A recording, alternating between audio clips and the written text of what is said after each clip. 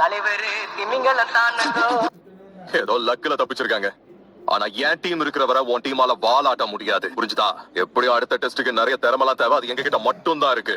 வாழ்க்கையில தோக்குறது தோல்வியை ஒத்துக்கிறது தான் அடுத்த லெவலுக்கு கூட்டிட்டு போவோம். என்ன சொல்ற ககாஷி? ஏதாவது பேசுனியா?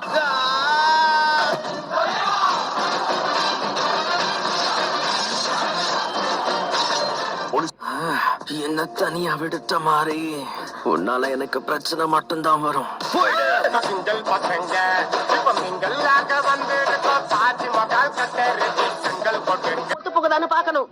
என்ன பத்தியா?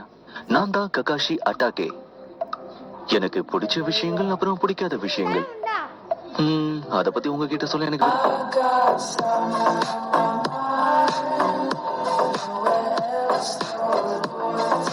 நிஞ்சா இதுக்கெல்லாம் ஏமாறுவாருன்னு நினைக்கிறியா?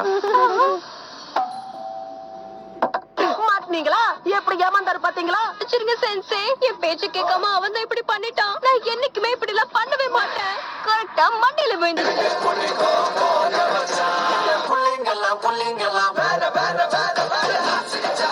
3 வயசுலயே இவன் ஆன்பு பிளாக் ஆப்ஸ்க்கு சீஃபா இருந்தவன். அவனை சமாளிக்கிறது கஷ்டம்னு எங்களுக்கு புரியுது. கஷ்டமா? அவனோட பாதி சக்தியை கூட இன்னும் நீங்க பார்க்கல. பாரு, அந்த ரெயின்போ எவ்வளவு அழகா இருக்குல்ல? ஆமா, ரொம்ப நல்லா இருக்கு. ஆமா ஆமா, அழகாதான் இருக்கும். எனக்கு நல்லாவே தெரியுது.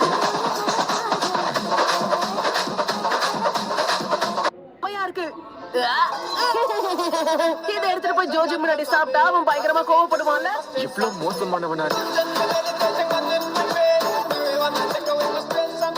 என்ன தேவைன்னு எனக்கு தெரியும். அழகான ஜோட்சு.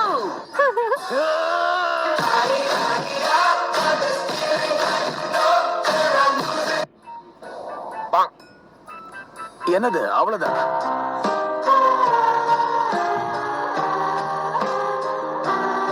நீ சாஸ்கேவை பத்தி கவலையில இருக்கேன்னு தெரியும். ரொம்பன்றதுனால இங்க இருக்கிற நருட்டோவை மறந்துடவே என்ன? சரியா சொன்ன, ஆனா அதால பிரயோஜனம் இல்ல. கக்காஷி என்கிட்ட வந்து கேட்டாரு. இல்லனா இதுக்கெல்லாம் நான் ஏன் ஒத்துக்க போறேன்? அப்ப விட்டுட்டு போயிடுங்க. சப்ஸ்டிடியூஷன் ஜூட்சுவா? நான் இதை எதிர்பார்க்கவே இல்லையே. நல்ல வேலை ஏமாந்தான். என்னெல்லாம் ஏமாத்துறதுக்கு அவனுக்கு இன்னும் திறமை சரியா பத்தலன்னு நினைக்கிறேன்.